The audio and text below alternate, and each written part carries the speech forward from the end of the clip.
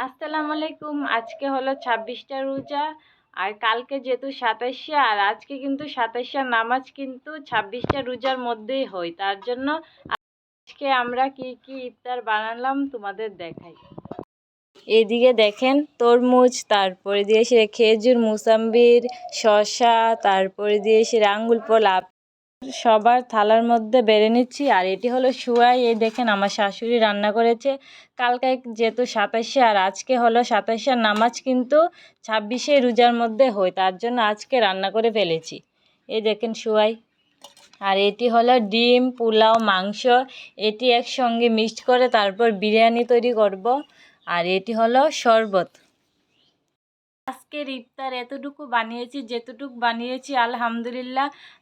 আর তোমরাও কি ২৬শে রোজার মধ্যে ২৭শার নামাজ পড়ো? অবশ্যই কমেন্ট করে জানাবেন।